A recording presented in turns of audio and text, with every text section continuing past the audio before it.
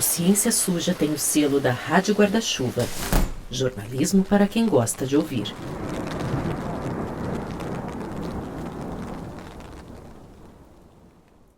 Oi, gente, tudo bem?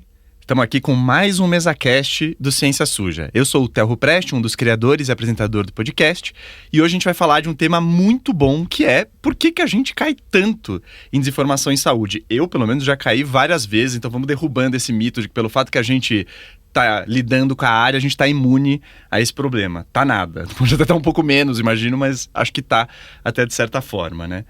Mas antes de entrar no assunto, eu só queria reforçar que, de novo, a gente vai ter um sorteio de livros, né? Para quem ficar aqui até o fim, eu vou mostrar quais são esses livros, e vale super a pena ver, porque eles são muito bons, na verdade. E eles são para os nossos apoiadores, principalmente os apoiadores a partir da categoria Caçador de Picaretas, que é a categoria de R$20. Então, fica com a gente, vai valer a pena. E se você ainda não é apoiador, tá aí a oportunidade justamente de você virar apoiador. A gente tem informações sobre isso no nosso site, o cienciasuja.com.br, tem também na Orelo, na Apoia-se e na Patreon, que são os lugares onde você pode efetivamente fazer a nossa assinatura, e aí você vai ver os benefícios de cada plano. Tem acesso antecipado aos episódios, tem newsletter, tem os sorteios e tem algumas outras coisas também. Então, quem quiser, fica à vontade, vai ser ótimo pra gente. Bom, e se você está acompanhando a gente por vídeo e está com o olhar atento, talvez você tenha reparado que a gente está num estúdio diferente, né?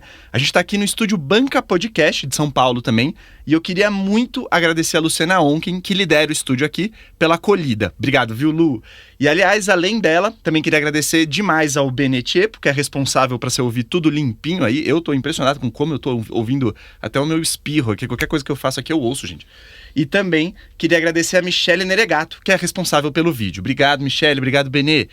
Bom, então, feitas as apresentações, feitas esses recados iniciais, vamos começar com o nosso episódio. Eu tô aqui com a minha colinha, tá, gente? Então eu tô sempre vindo pro meu computador, mas é só por isso. Bom, e assim, eu vou te falar que eu cubro a área de saúde há algum tempinho, quase 20 anos.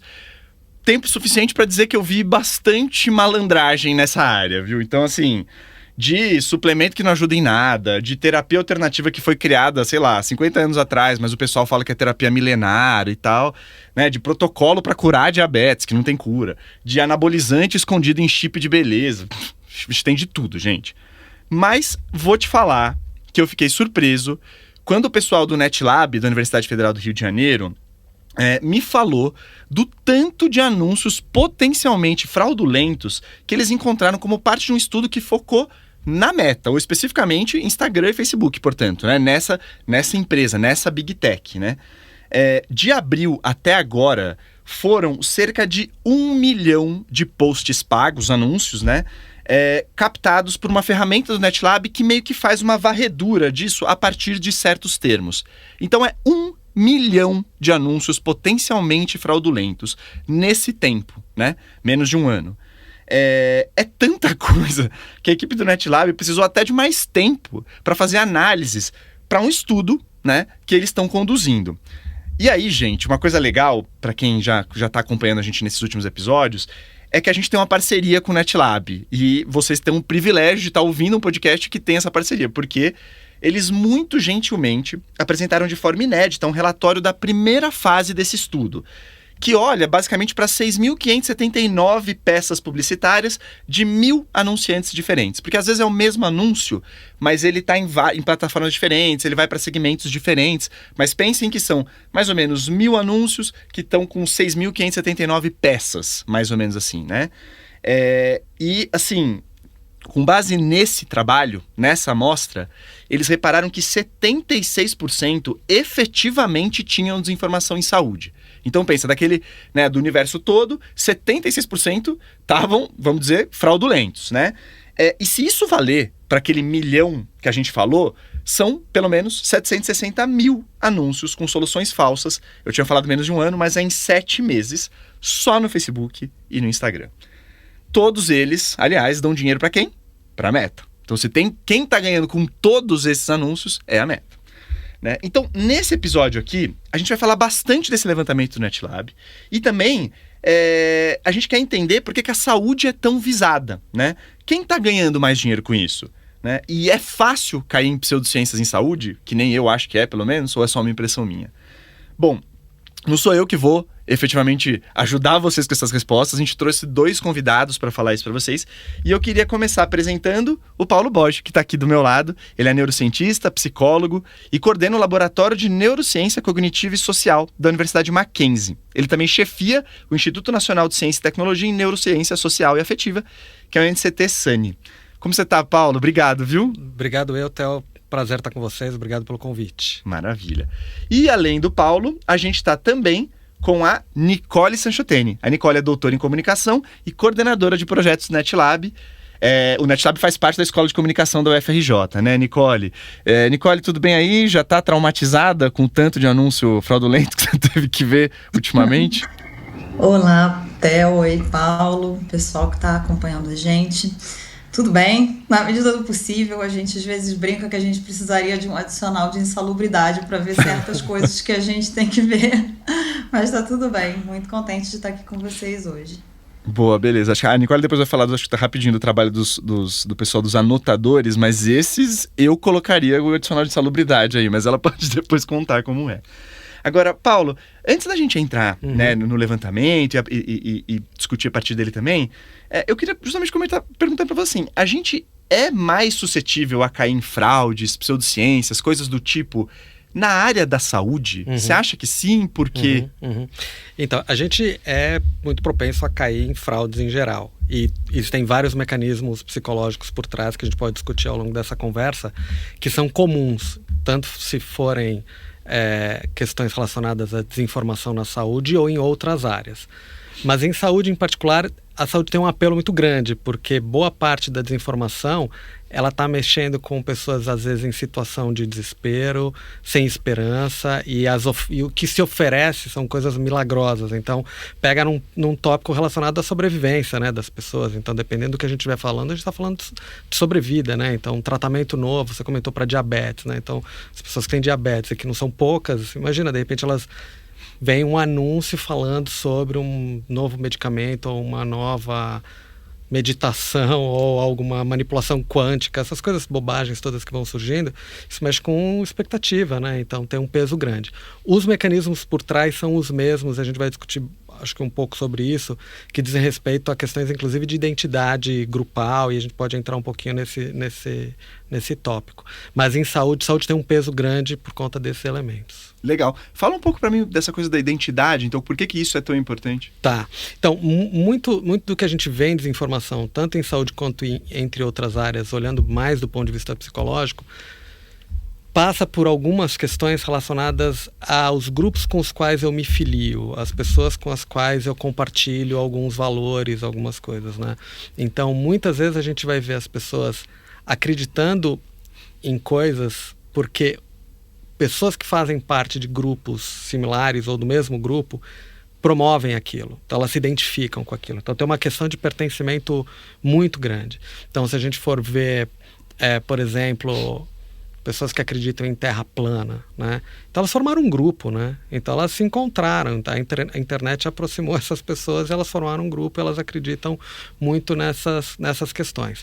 Tem outros mecanismos que dizem respeito à própria forma como a gente percebe o mundo. Então tem uns estudos bem legais, tem um estudo de uma colega que é a Caroline Parkinson, uma professora da UCLA, que ela investigou o seguinte, será que pessoas com distâncias sociais diferentes, e o que eu quero dizer com distância social? Será que pessoas muito amigas, pessoas que se conhecem e pessoas que não se conhecem, percebem estímulos que chegam para elas de forma similar ou não? Só que ela pôs um elemento a mais, que foi a parte neurobiológica. Então ela mediu a atividade neural, enquanto pessoas com diferentes distâncias sociais viam vídeos. Então o que ela fez? Primeiro ela mapeou todo o Dartmouth College para localizar pessoas que são muito amigas, que se conhecem e não se conhecem. Chamou essas pessoas para o laboratório, colocou no scanner e mediu a atividade cerebral enquanto elas viam trechos de vídeo. Ela não estava interessada no trecho de vídeo em si, ela estava interessada no como cada um processava aquele vídeo. E o que ela fez no final? Ela analisou a atividade neural olhando se existia similaridade na atividade neural entre as pessoas.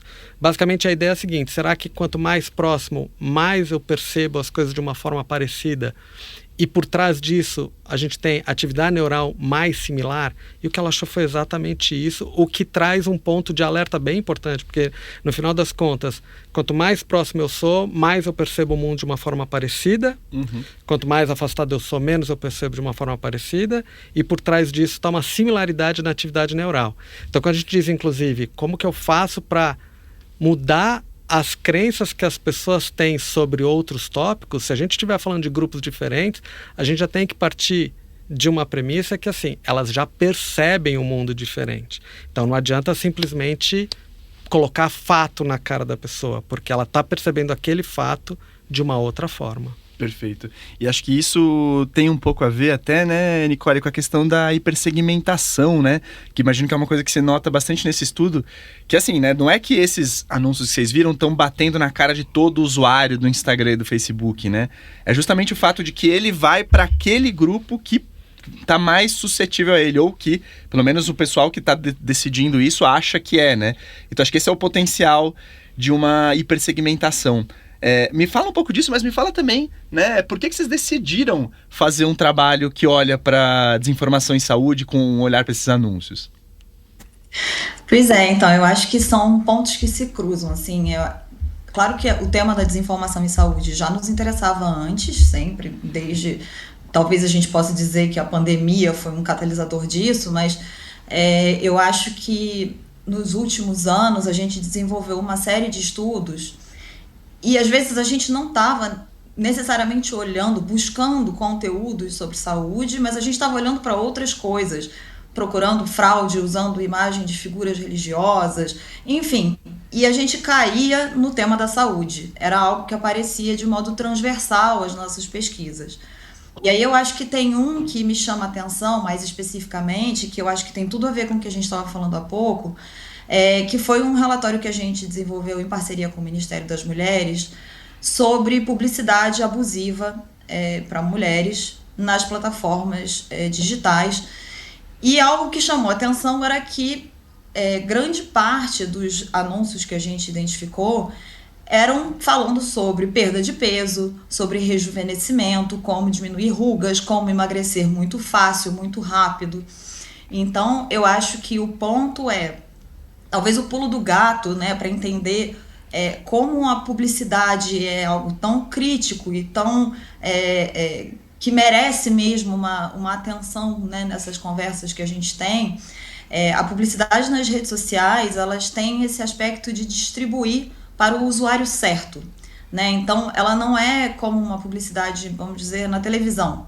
Todo mundo vai receber o mesmo conteúdo se a gente estiver assistindo um canal, né? Se a gente estiver em casas diferentes, o conteúdo vai ser o mesmo.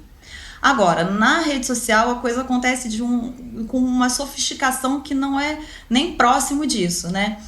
A gente alimenta os algoritmos com tudo que a gente faz. Então, se eu entro num site, se eu compro algo, se eu curto uma foto, se eu interajo com alguém, tudo isso se transforma em dados, né? Vamos dizer que a nossa vida social ela é traduzida em dados, os nossos perfis sociodemográficos, tudo isso vira dado. E tudo isso alimenta o que a gente vai receber, né, como publicidade. Seria uma ultra personalização dessa distribuição dos anúncios. Então, a ideia é que esses anúncios eles sempre encontrem a pessoa certa, o usuário mais suscetível.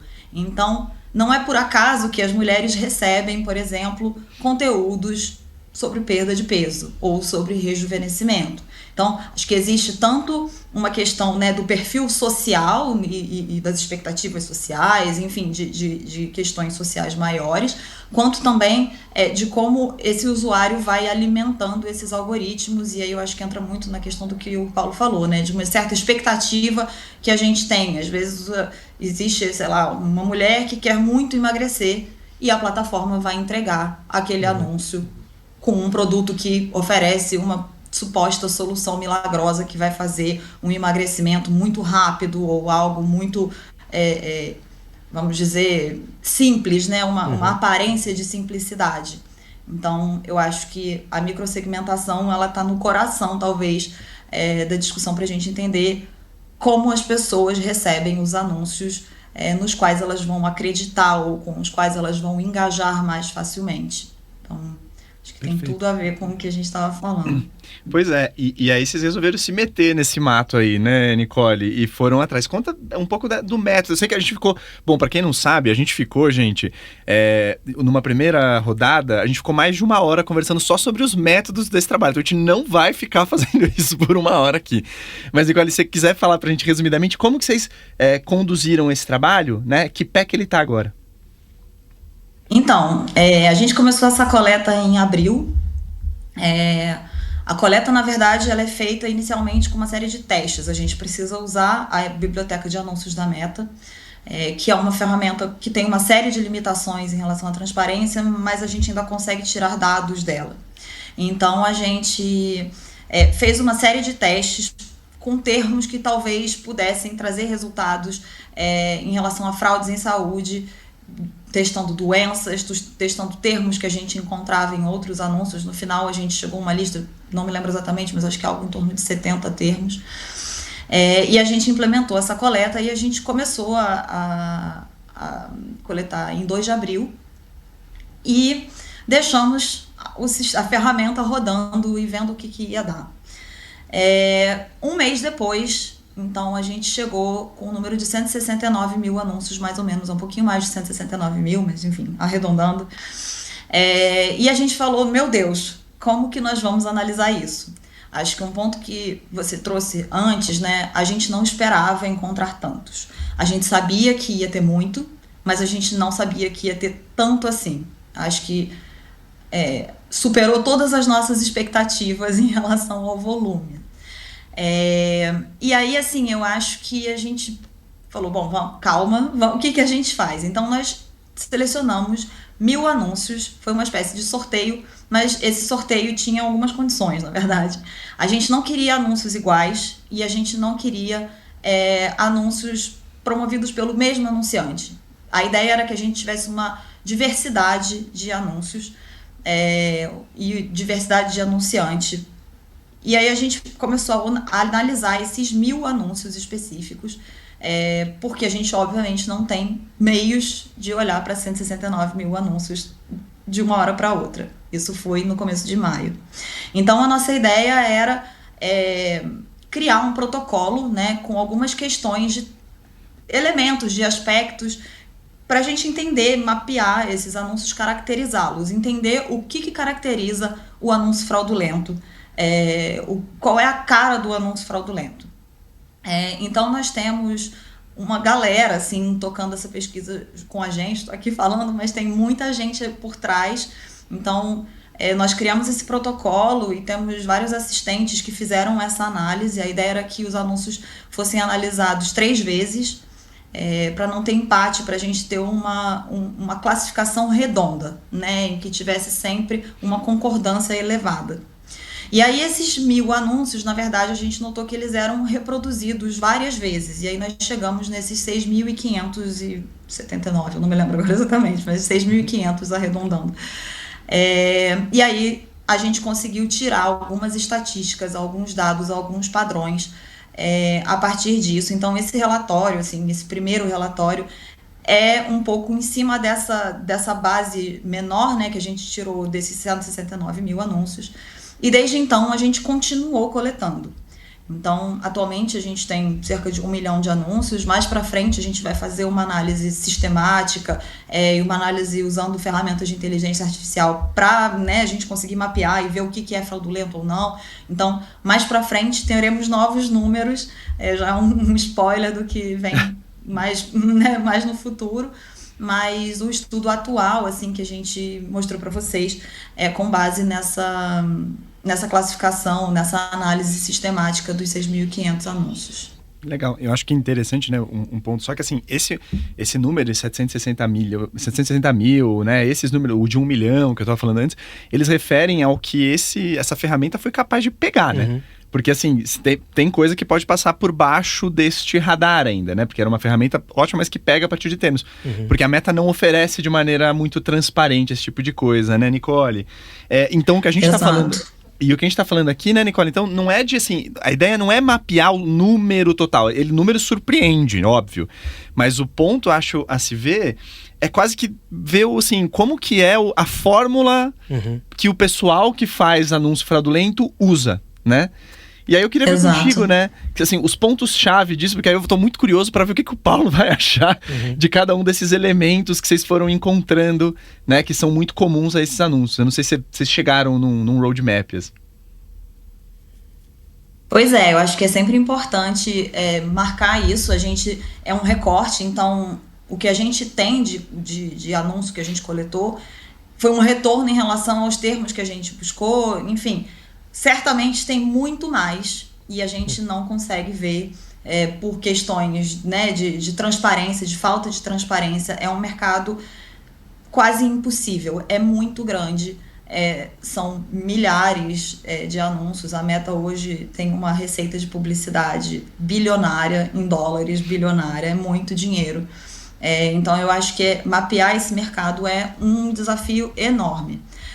No caso da saúde, assim, eu acho que existe um ponto comum, talvez, e muito predominante nesses anúncios, é uma questão do natural, a promessa do natural, do 100% natural, ou de um método curandeiro que ninguém conhece. Existe uma versão, né, um certo fascínio pelo mistério de algo que as pessoas ainda não conhecem, mas você tem a exclusividade, você pode conhecer. A gente também levou em conta alguns aspectos que já estão, eu acho que esse é um ponto muito importante para a gente falar. O Brasil hoje já tem o Código de Defesa do Consumidor, já tem uma regulamentação da Anvisa, a gente já tem regulamentação para publicidade médica. Então, existe uma série de critérios, né? Nós não temos uma formação jurídica, mas tem uma série de coisas, né, de aspectos que não deveriam estar ali em nenhuma publicidade. Então, uma promessa irreal, né, um emagrecimento muito rápido, num tempo recorde, ou uma promessa de algo milagroso, ou imediato, ou a garantia, ou mesmo nenhum tipo de menção a efeitos colaterais.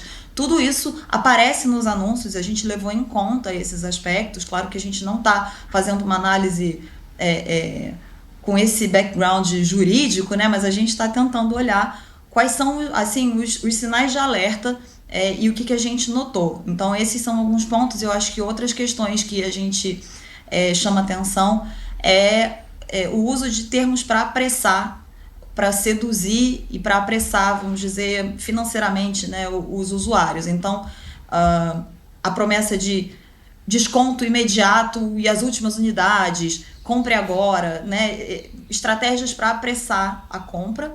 Então, eu acho que esses são alguns pontos assim, que chamam a atenção.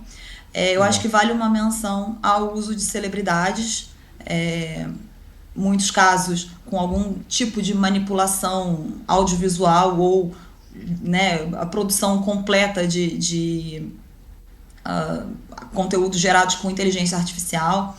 Então eu acho que tem alguns pontos, assim, termos em inglês, né, Turbo, Max ou, sei lá, Detox Paris, são coisas desse tipo que eu acho que chamaram atenção. Paulo, você ouve isso, o que te bate aí, né? Porque ela trouxe várias vezes, né? O foco no natural, o uso de celebridades, promessas irreais, uma questão comercial forte, né? Últimas unidades, essa coisa. Deturpação da saúde, né? Essa coisa. Termos em inglês. O que isso vai pegando para você? Então, assim, o primeiro ponto é que todos esses elementos faz a gente acreditar que quem está por trás entende muito de psicologia. Acho que esse é o primeiro ponto. Porque, na verdade, boa parte do que a Nicole listou tá em manuais clássicos de persuasão. Olha. Esse é um elemento... Assim, esses elementos todos são importantes. A questão de celebridade e muitas vezes de pessoas ou dos influencers que a gente tem hoje, um pouco essa ideia de você... É quase que de seita, né? Você tem um líder que está te dizendo o que consome, o que ele faz para ficar daquele jeito.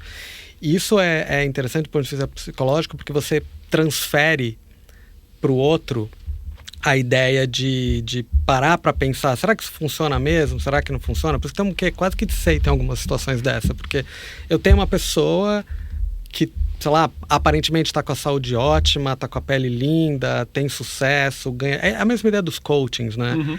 Aparece sujeito que está lá forte, gritando, falando palavras de ordem e tal, e mostrando como ele ficou, né, ficou milionário daquela forma, e você também pode ficar milionário, você só não fica porque você não me segue, você não... E aí cria uma ideia meio de seita mesmo, né? De um líder, de figuras que... E isso diminui muito em quem está assistindo a necessidade de parar para pensar seriamente sobre aquilo. Eu transfiro pro outro, né? Eu transfiro pro outro o refletir sobre as coisas, né? Então esse é um dos pontos importantes. O outro é essa ideia que a Nicole trouxe, né? De compre já, né? Isso é de muito tempo, né? Enfim, é um mecanismo de vendas muito forte, e que é essa ideia de que, sim, se você perder essa chance, você não vai ter outra, né? E aí você coloca uma pressão adicional e faz as pessoas gastarem rápido, esperando que vão ter o retorno que elas querem. Então, são elementos bem fortes e psicológicos que fazem com que as pessoas realmente se engajem e saiam atrás disso. Esses mecanismos que a Nicole descreveu para a saúde, eles valem para outras coisas também. Então as pessoas vão acreditando em desinformação exatamente por essa lógica de você não pode perder, se você ficar fora dessa, é quase que te tirar essa ideia do pertencimento mesmo, né? Ou você tá com a gente ou você não tá, ou você compra aqui ou você ficou de fora, enfim. Aquela ideia, tá até aquele termo, né? O FOMO, né? Fear of Missing Out, é um pouco essa ideia mesmo, né? Você não pode ficar de fora. Então vem rápido, compra logo, me segue, e aí os influenciadores estão em tudo. As bets têm a mesma lógica. A mesma lógica. Se você for olhar por trás, os mecanismos são muito parecidos. A estratégia é a mesma e o mecanismo psicológico por trás, ele é muito parecido, né? Tem uns experimentos clássicos na psicologia para até a gente perceber como a questão não é acreditar na mensagem, mas acreditar em quem está te contando a mensagem. Então tem experimentos clássicos, por exemplo, imagina que a gente pegue e escreva, sei lá, um texto, sair de saúde, pegar um texto de economia. A gente vai lá e escreve um texto de economia. E aí a gente convida pessoas dos dois lados do espectro político, mais à esquerda e pessoas mais à direita. E o que a gente fala para eles? Vocês vão analisar esse plano econômico. E aí o que a gente diz? Quem escreveu esse plano foi um sujeito da esquerda. Ou a gente diz, quem escreveu esse plano foi um sujeito da direita. E mistura tudo isso. Então vai ter gente da esquerda lendo, achando que quem escreveu foi da esquerda, gente da esquerda achando que quem escreveu foi da direita, e na direita a mesma coisa. O que a gente observa? O texto é o mesmo. Mas quem é da esquerda achando que é da esquerda escreveu, o texto é ótimo. Se for da direita, o texto é péssimo, eu sou contra isso, sou contra aquilo. Na direita a mesma coisa, se eu achei que é o da direita. Então, o texto em si, ele é o de menos. Quem está mandando se faz parte, se é alguém que eu acredito, se é uma liderança que eu sigo. E muito das informações, as pessoas acreditam por conta disso, não é nem a informação em si. Um dos pontos que a gente também mapeou é o uso de discursos que vão para um lugar tanto de atacar instituições. É muito curioso porque existe uma negociação do tipo, existe um ataque às instituições, por exemplo, a indústria farmacêutica, eles não querem que você saiba, mas por outro lado se apoiam, por exemplo, na imagem da Anvisa, né? É algo que como se fosse um anúncio promovido pela Anvisa, ou como se fosse um anúncio promovido por algum veículo jornalístico. Então acho que esse também é um ponto, mas o que eu ia falar é que existe esse discurso, né, que a gente chama de estratégias de populismo comercial. Então eles não querem que você saiba, mas eu tenho o produto que vai te curar, que vai trazer a solução. Então eu acho que a gente fala, né, acho que tem a ver tanto de dar essa promessa do milagre que estaria supostamente oculto e que, né, a indústria farmacêutica quer que você gaste mais dinheiro e por isso eles não te dão a resposta, mas eu não quero, eu quero o seu bem, então eu vou te dar a solução. Mas aí o que a gente tem pensado, assim, isso é algo que já tem reportado, por exemplo, na literatura científica, é sobre a estética dos anúncios, que eles têm uma estética que parece amadora, né? Acho que o Paulo estava falando antes, esse pessoal conhece muito da psicologia ali, e de fato, né, existe um pouco disso. A estética amadora, né, uns prints, umas montagens que tem, né, um aspecto muito trash mesmo, e na verdade, assim, a gente poderia dizer, nossa, mas como as pessoas caem, como é possível, é tão, né, o aspecto é ridículo, né, a estética ela é muito tosca mesmo. E na verdade existe muito mais de intencionalidade do que a gente poderia imaginar, né? Essa estética amadora, ela vai ocupar justamente vai tentar, né, se colocar nesse lugar do antissistema, né? Ela reforça a posição do antissistema. Eles não querem que você saiba, mas eu que sou bem intencionada, eu que tenho os meios de dar essa verdade, estou aqui colocando o meu anúncio. E esse aspecto do amadorismo, ele é muito mais intencional do que a gente poderia supor, né? Isso é perfeito, Nicole. Se a gente for pensar na história recente do nosso país, a estética de uma mesa de café da manhã de um presidente. É verdade. Não é? Põe umas fatias de pão espalhada, um requeijão, uma coisa meio improvisada. É uma estética meio mambembe, mas ela fala, ela comunica, ela traz pessoas que falam, ele é igual a gente. E é de novo essa ideia, eu faço parte desse grupo, eu me pertenço, eu tô com eles. Então essa estética meio mambembe, ela tem um alvo, ela tem um público mesmo que se identifica. E assim, a gente teve acesso, né, a alguns desses cidadãos que a Nicole viu, assim, é tosco, tosco. Tem uns negritos aleatórios no meio de uma letra na palavra. Daí a gente fica, gente, o que isso tá acontecendo aqui? Mas aí quando você começa a entender esse caminho, você fala, opa, tô começando a entender. Eu tenho um pouco medo de falar isso, porque fica parecendo que é tudo intencional, tudo teoria, mas assim, tem uma intencionalidade maior do que a gente imagina nesse tipo de coisa, né? Tem coisas que assim, você pode pensar, eles pararam para pensar, as pessoas param para pensar em todas as estéticas possíveis e às vezes não, às vezes jogou uma que não colou tanto, jogou outra que colou e aí todo mundo vai seguindo, né? Então a gente começa a ver uns padrões, né? As pessoas começam a usar mais ou menos a mesma estética, a mesma forma de levar a mensagem, enfim. Então meio às vezes na tentativa e erro ou observar outros, né? Outros não, outros claramente você percebe que tem gente por trás que sabe o que está fazendo bem. Sabe mesmo, né? E quase que esse olhar que você trouxe, que a Nicole tá né, alimentando com tanto esse material, ele mostra pra gente que não dá pra gente a gente não vai conseguir enfrentar esse tipo de problema de forma individual ou batendo de cara com uma pessoa do outro grupo, né? É quase, eu não sei, pra mim, eu tô com a impressão de que eu tenho que convencer alguém do outro grupo pra esse cara e tentar falar com eles. Eu não sei o que é. E aí convencer pessoas de outros grupos, não necessariamente você consegue isso com fatos. Então, por exemplo, a gente está lá no laboratório com um projeto agora, um projeto global, são 50 países, e que a ideia é conseguir colocar pessoas que tenham visões de mundo bem opostas, minimamente consigam sentar à mesa e convergir em solução de alguma coisa, né? E aí tem várias estratégias. Tem um pesquisador da Stanford, é um sociólogo, Robbie Wheeler, que ele resolveu testar, ele e o grupo dele resolveram testar mais de 20 intervenções, no caso, nos Estados Unidos, para as questões democráticas, testando republicano e democrático. E eles localizaram 4, 5 intervenções que tinham um efeito maior. Uma das que não funcionava muito bem é exatamente por fatos. Fatos, às vezes até piora, né? Porque dá a impressão de que o outro é arrogante, está tentando te mostrar que você está errado. Então, essa é uma estratégia que muitas vezes não funciona e às vezes ela reforça até a crença do outro. Porque parte dessa história toda também tem vários vieses e heurísticas, né? Então, é o viés de crença, é o viés de confirmação, eu só busco informação que confirma a minha ideia, tem várias coisas nessa linha. É confortável estar na bolha, né?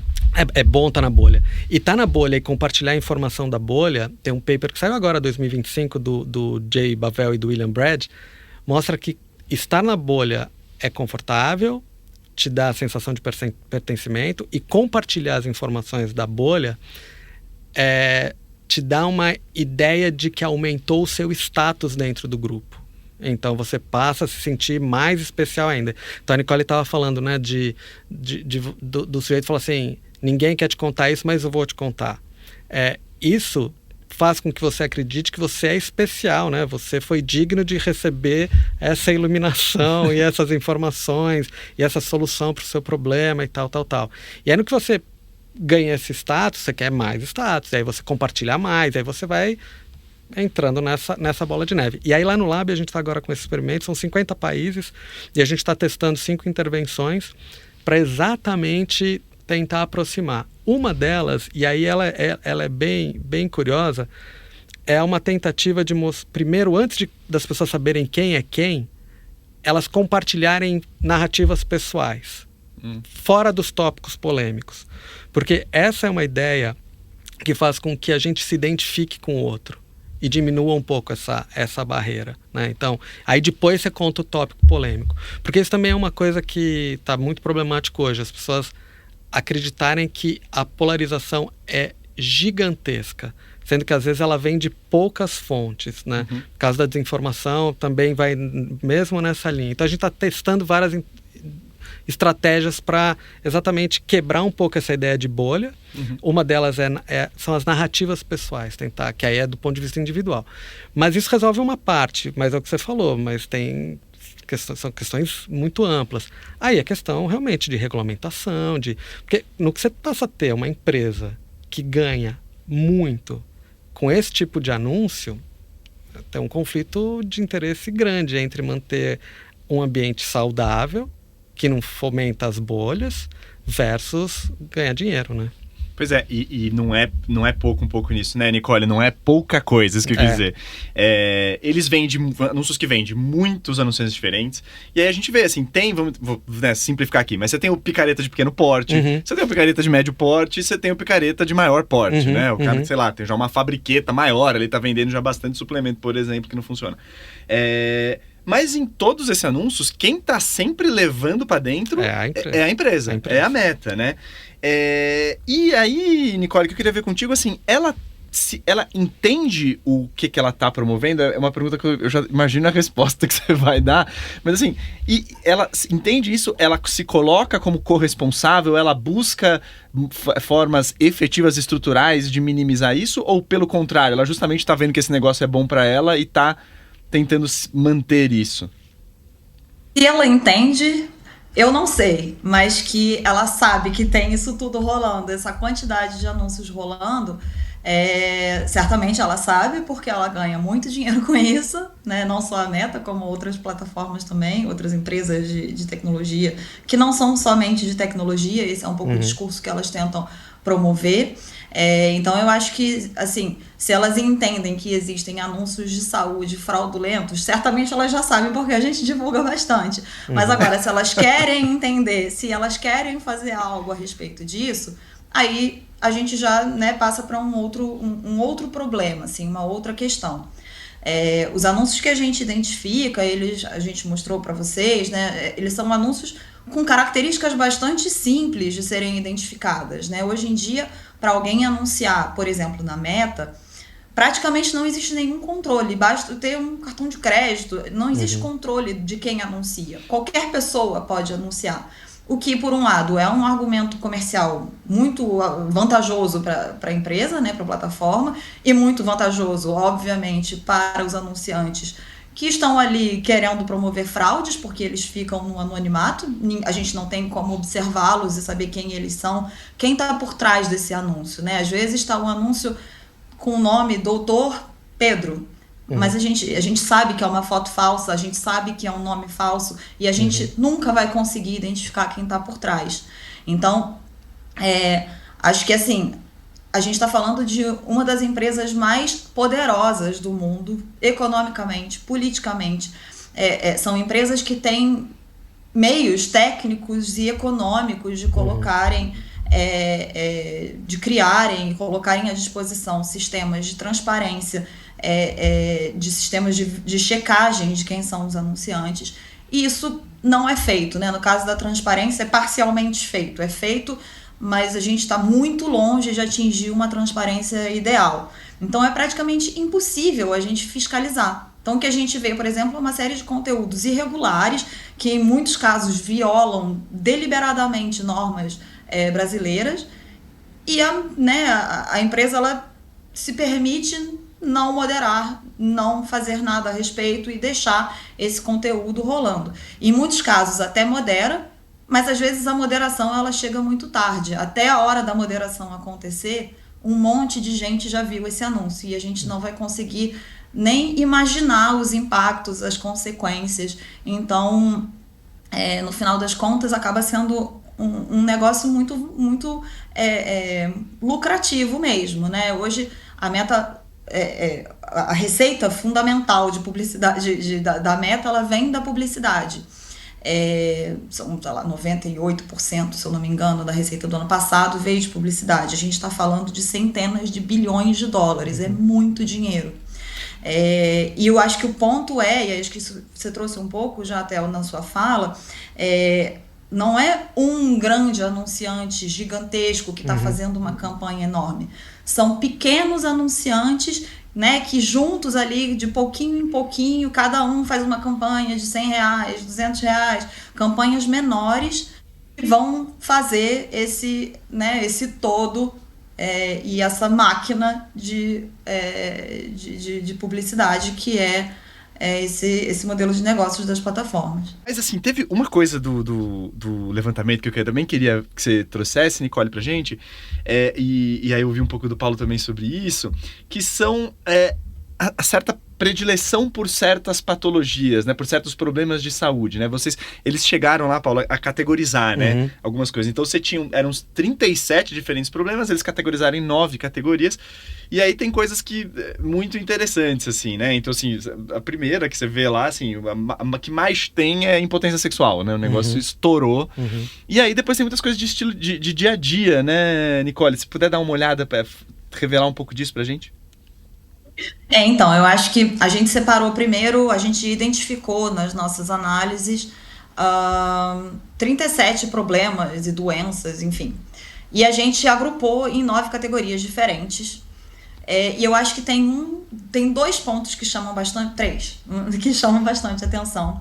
Eu acho que a questão de problemas sexuais, hormonais, promessas de como engravidar fácil e rápido, então questões de infertilidade, por exemplo, mas chama atenção, isso foi uma grandíssima surpresa, a gente não imaginava a predominância de anúncios sobre impotência sexual. E, enfim, outros temas que chamam atenção são dores em geral. É bem interessante porque em alguns casos está associado ao que a gente chama, né, de doenças musculoesqueléticas, dores crônicas, então reumatismo, artrose, artrite, fibromialgia, são problemas que aparecem, né, tá nessa categoria que mais apareceu, mas a ideia de dores. Vamos acabar com as suas dores. Esse é um ponto que eu acho que a gente pode trazer para cá, porque pode atingir qualquer pessoa que tenha um mal-estar, né, uma dor, sei lá, pode ser atingida por esse anúncio. E aí tem outros que já não são tão surpreendentes, como perda de peso, também apareceu com bastante frequência.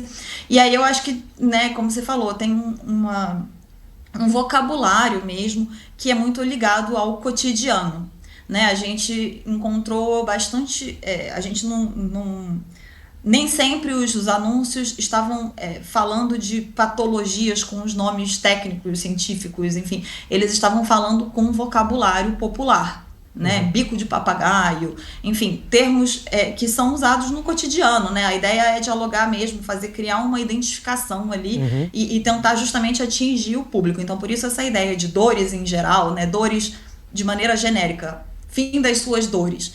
Quantas pessoas não podem ser afetadas, né, impactadas e persuadidas por esse tipo de discurso? Pois né? E aí? Não, é bem interessante, acho que tem 2 pontos aí legais. O primeiro que a questão da sexualidade, impotência, não sei o quê, e a questão das dores, assim, basicamente a gente está falando de duas questões centrais na nossa espécie. A gente está falando de prazer e a gente está falando de dor. São 2 pontos centrais. Então, não me surpreende esse tópico estar evidente, né? Porque basicamente parte da busca das pessoas é isso, diminuir dor e aumentar prazer, né? Então tem uma discussão clássica nessa direção. A outra que diz respeito a esses termos, né, e diminuir, não falar da dor específica, não sei o quê, isso que a Nicole falou, tem uma questão de identificação, você consegue comunicar muito fácil, né, você consegue rapidamente passar uma mensagem, a pessoa que está escutando entende.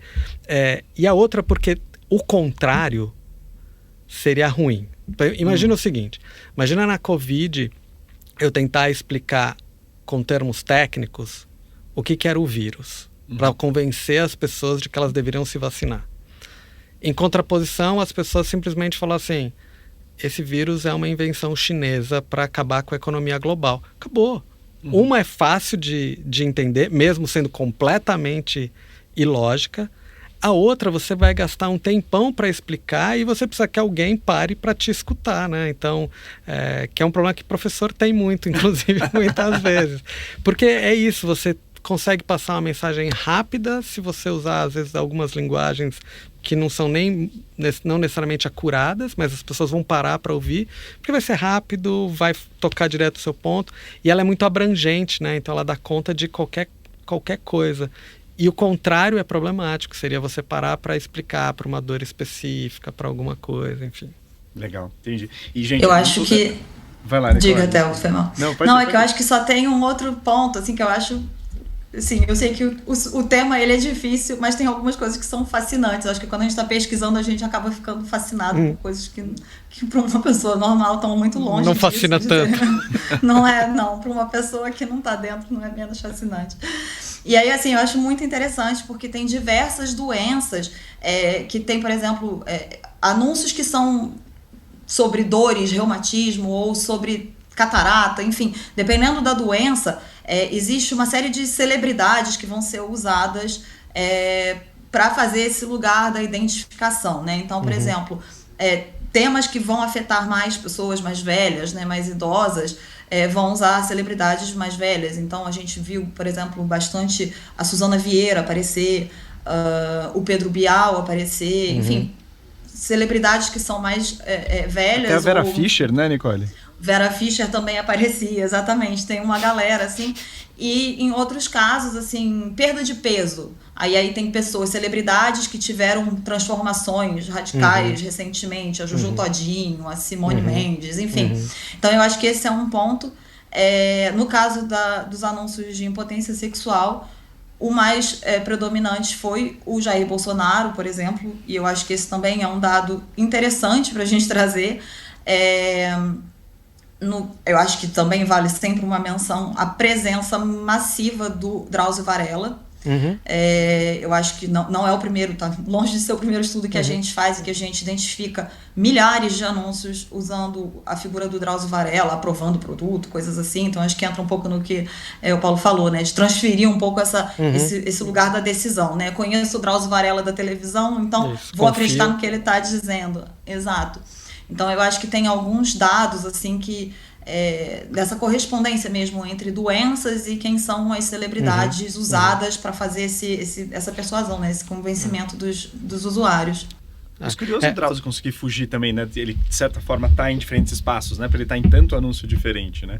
Não, mas pelo que eu estou entendendo da Nicole, esses anúncios que o Drauzio tá são anúncios fraudulentos, né? São, né? São. Isso Não, só para confirmar. Mas é porque aí ele, como ele, ao longo da carreira, ele fala sobre saúde de uma forma geral e ele fala sobre diferentes tópicos, meio que ele virou quase que uma entidade que você pode confiar em qualquer coisa, né? Essas questões todas que a Nicole estava comentando, né? Para anúncios sobre questões de envelhecimento, usam determinadas figuras que têm, de repente, um pouco mais de idade, não sei o quê. Por trás disso, se a gente for olhar, tem uma questão muito clássica da nossa espécie. A nossa espécie não é uma espécie que anda sozinha, a gente anda em bando. E como que a gente forma esses grupos? Um dos mecanismos é o que a gente chama de homofilia. A gente forma clusters de pessoas em função do quão similares elas são.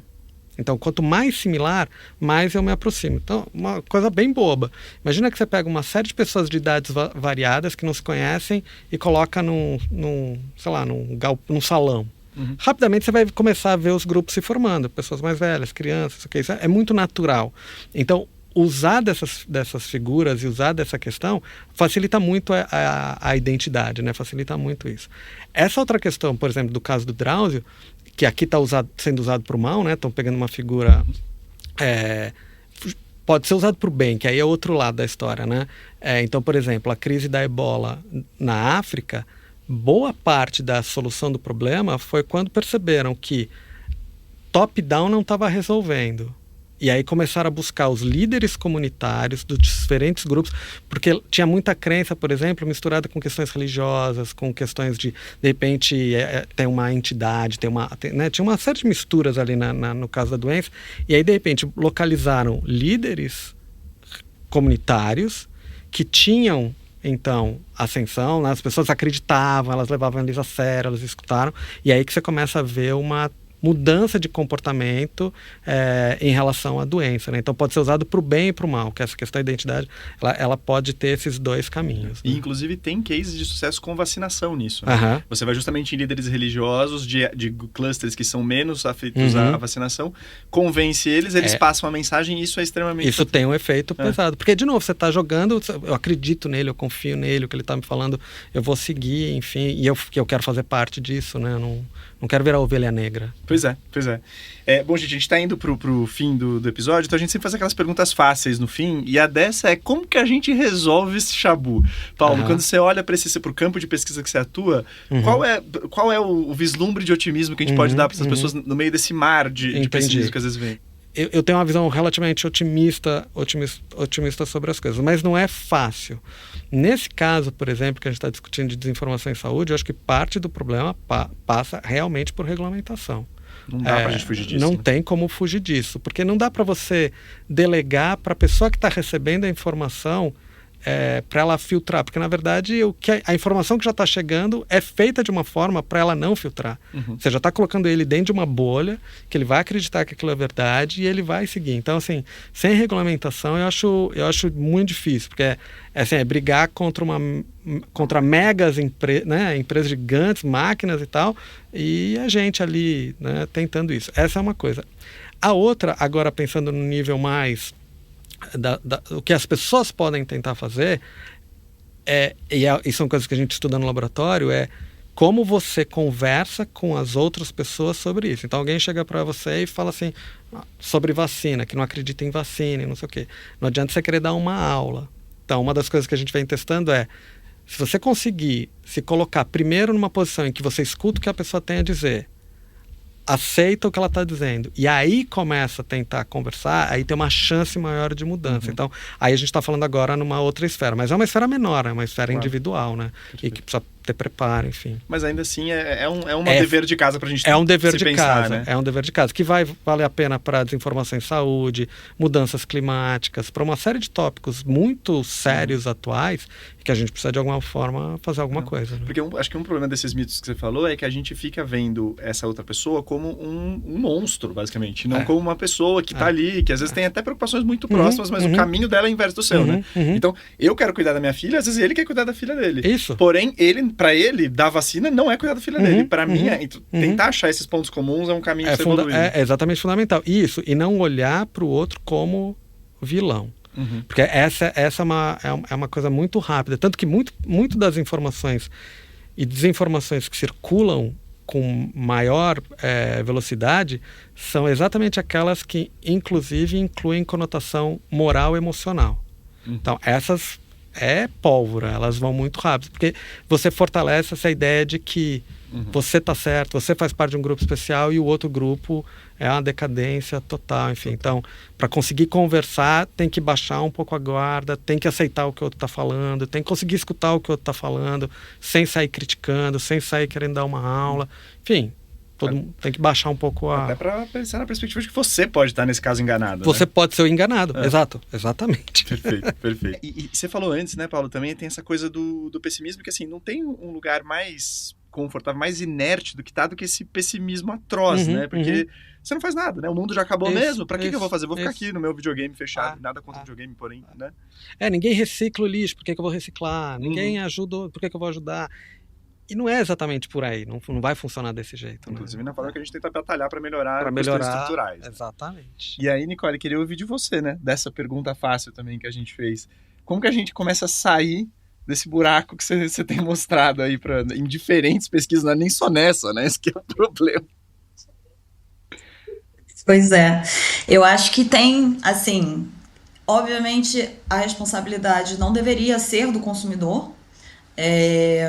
Acho que então vou começar a resposta pelo caminho mais rápido, vamos dizer, Então, assim, acho que talvez a partir do que a gente tem visto, uma dica, vamos dizer, fundamental para os consumidores é desconfiar de soluções rápidas que prometem efeitos milagrosos, ou soluções fáceis, caseiras, que vão resolver problemas que são complexos e que precisam de acompanhamento médico, né? Esses problemas, eles não serão resolvidos rápidos, né? Então, a ideia é sempre buscar um acompanhamento e desconfiar de soluções excessivamente fáceis e acessíveis para problemas que não são tão simples, né? Então, eu acho que esse é um primeiro ponto.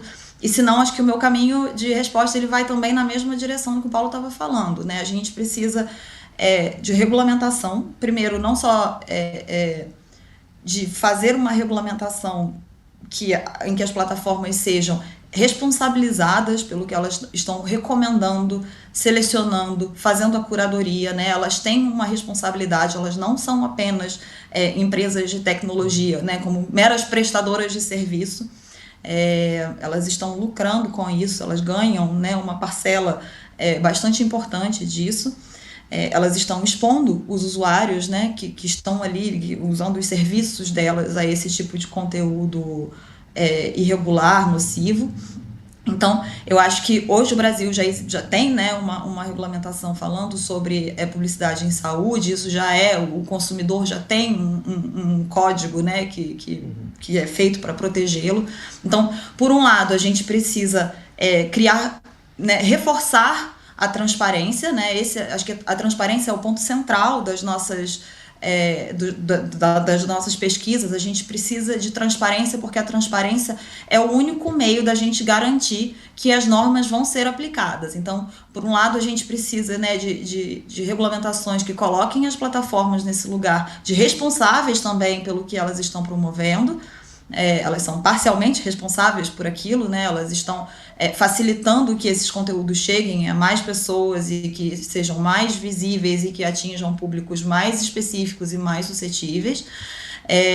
Mas elas também precisam ter responsabilidade, né? Elas precisam atuar também em função do interesse público. Do interesse público fiscalizar esses ambientes, porque é o único meio, né, da gente observar e garantir que a população está protegida, que a população não vai ser exposta a conteúdos que promovem produtos, comportamentos que vão contra os próprios interesses dela, né? A gente está colocando a integridade dos usuários em risco, né?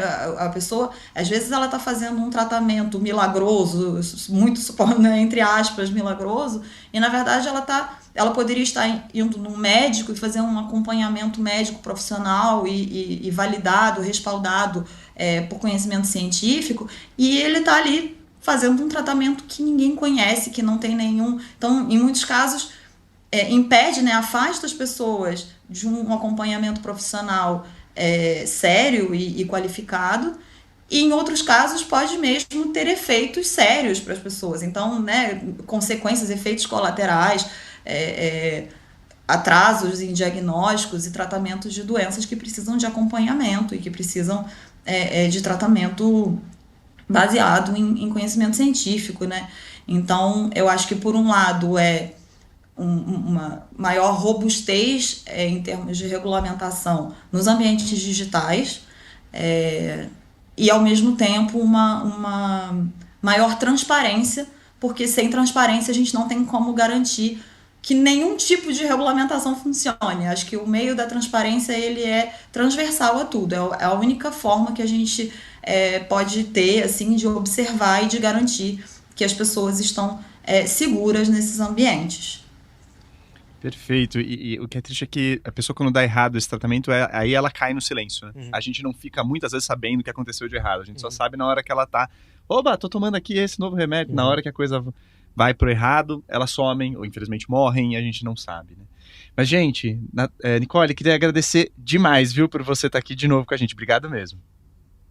Eu que agradeço hoje a companhia do Paulo e agradeço a parceria, né? Enfim, toda a paciência e as horas que a gente gastou falando sobre esses estudos, essas pesquisas todas. Então, agradeço a oportunidade de estar aqui com vocês, foi um prazer.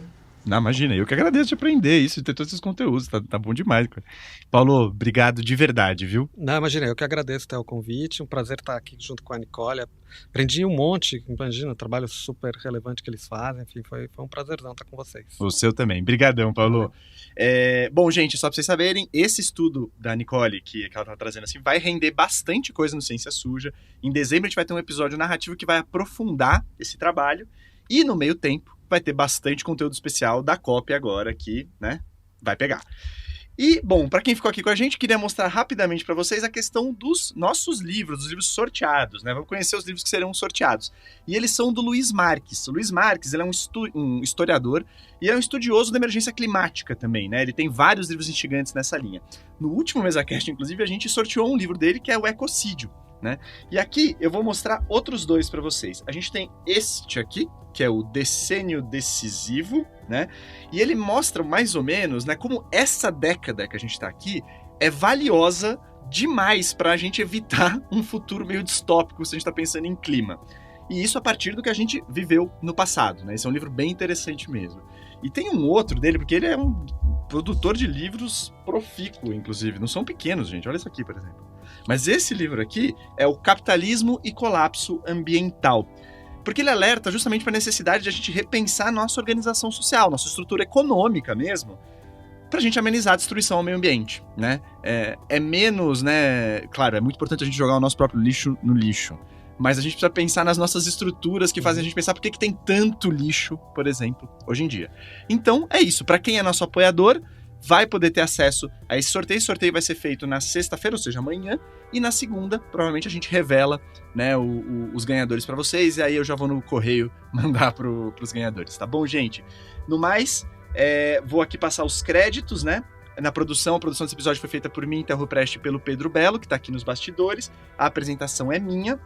A gravação aconteceu no estúdio Banca Podcast. De novo, obrigado, Lu, obrigado, Benê, obrigado, Michele. Vamos nas próximas, hein? Estamos juntos. A edição é do Felipe Barbosa, com apoio do Estúdio Banca Podcast, e o podcast Ciência Suja tem apoio do Instituto Serra Pilheira. É isso, gente. Muito obrigado. Até a próxima. Tchau, tchau.